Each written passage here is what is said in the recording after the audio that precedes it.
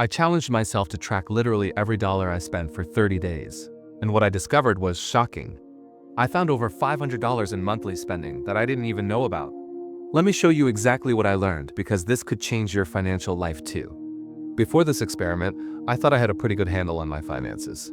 I checked my bank account regularly, paid my bills on time, and didn't feel like I was overspending. But I had this nagging feeling that money was slipping through my fingers somehow. So I decided to do something radical: track every single penny for 30 days straight, no exceptions. Every coffee, every app purchase, every unexpected expense. And what I found was absolutely eye-opening. Here's how I set this up. On day 1, I downloaded a simple expense tracking app on my phone. You can use any method you prefer, whether it's an app, a spreadsheet, or even a notebook. The key is consistency. Every single time I spent money, and I mean every time, I immediately logged it. I categorized each expense: groceries, eating out, subscriptions, transportation, entertainment, and miscellaneous. I also added notes about why I made each purchase. Was it planned? Impulsive? Necessary? This extra detail turned out to be crucial. After 30 days, I had logged 247 individual transactions. When I sat down to analyze the data, I created a pie chart of my spending. Surprise number 1, subscriptions I completely forgot about. When I filtered my expenses by recurring charges, I was stunned. I was paying $87 per month for subscriptions I barely used or had completely forgotten existed. There was a music streaming service I signed up for during a free trial and never canceled, costing me $10.99 a month. A meditation app I used twice, still charging me $12.99 monthly. A cloud storage service I didn't even remember signing up for, taking $6.99 every month. And the worst part? Some of these had been running for over a year. That meditation app alone had cost me over $150 for something I used twice. When I calculated it out, I had wasted over $1,000 in the past year on subscriptions I wasn't actively using. The moment I discovered this, I went on a cancellation spree. I cut my subscription spending down to $32 per month, keeping only what I actually use regularly. That's $55 saved every single month, or $660 per year, just from this one category. Surprise number 2.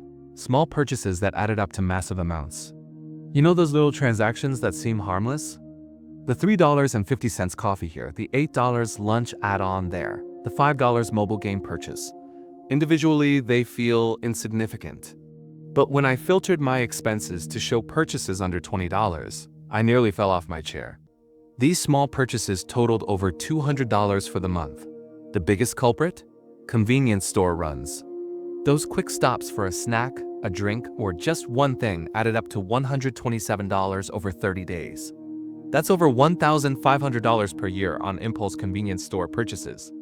I also discovered I was spending about $45 per month on various app purchases and in-app upgrades. Games, productivity tools, photo editing apps. Each one seemed reasonable at the moment, but together they formed a serious spending leak. Surprise number 3. I was eating out way more than I thought and spending way more than I estimated. Before this experiment, if you'd asked me how much I spent on restaurants and takeout, I would have guessed maybe $200 to $250 per month. The actual number? $450, nearly double my estimate. Here's what shocked me most. It wasn't fancy dinners or special occasions. It was the casual weeknight takeout orders, the "I'm too tired to cook" moments, the lunch meetings where I could have packed something. I was averaging 18 restaurant or takeout meals per month. When I dug deeper into my notes, I found that about 60% of these were unplanned, impulsive decisions. One pattern became crystal clear. Every time I skipped meal planning on Sunday, my restaurant spending for that week shot up by 40%. The data didn't lie. My lack of planning was costing me real money. So why does tracking every penny matter so much? Because awareness equals power. You cannot manage what you don't measure. Before this experiment, I was operating on assumptions and rough estimates. I thought I knew where my money was going, but I was wrong about almost everything. Tracking created what psychologists call choice architecture. Just the act of having to write down each expense made me pause before buying. That pause gave me time to ask, do I really need this? Is this aligned with my financial goals? Is there a better alternative? I found myself making better decisions simply because I knew I'd have to document them. But here's the most powerful part. Tracking eliminated financial stress. Before, I had this constant low-level anxiety about money. Was I overspending? Would I have enough at the end of the month? After tracking, those questions disappeared. I knew exactly where I stood at any moment. That clarity brought peace of mind that's honestly hard to put a price on. Now let me show you how to do this 30-day challenge yourself. First, choose your tracking method. If you prefer technology, apps like Mint, YNAB, or even a simple Google Sheet work great. If you're more old school, a pocket notebook is perfectly fine. The method doesn't matter as much as the consistency. Second, set up your categories. I recommend starting with these basics: housing, transportation, groceries, eating out, subscriptions, entertainment, shopping, and miscellaneous. You can always adjust as you go. Third, commit to real-time tracking.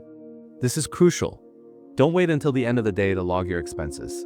Do it immediately after each purchase. Set a reminder on your phone if you need to. The longer you wait, the easier it is to forget or fudge the numbers. Fourth, add context. Don't just write down the amount. Note why you made the purchase, how you felt, whether it was planned. This qualitative data will reveal patterns you never knew existed. Fifth, review weekly. Don't wait 30 days to look at your data. Every Sunday, spend 15 minutes reviewing the past week. What surprised you? Where did you do well? Where did you overspend? This weekly check-in keeps you engaged and helps you course correct in real time. Let's talk about free tracking methods, because you don't need to spend money to track money. Google Sheets is my favorite free option. Create a simple spreadsheet with columns for date, category, amount, and notes. You can access it from any device, and you can create charts and pivot tables to analyze your spending. Your bank's mobile app is another option. Most banks now categorize transactions automatically.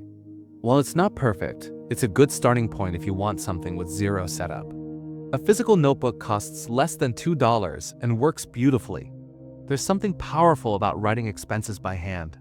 It slows you down and makes you more conscious of each purchase.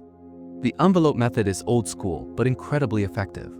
Withdraw cash for each spending category and put it in labeled envelopes. When the envelope is empty, you're done spending in that category. It's visual, tangible, and impossible to cheat.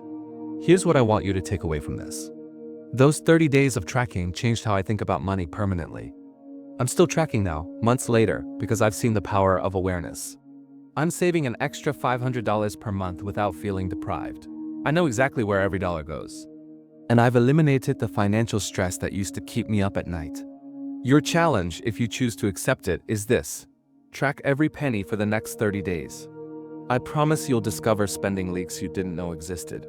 You'll make better financial decisions, and you'll take back control of your money.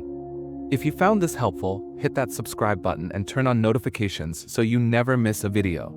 Drop a comment below telling me you're taking the 30-day challenge. I want to hear what you discover. And if you want a free expense tracking template to get started, check the link in the description. Remember, financial freedom starts with financial awareness.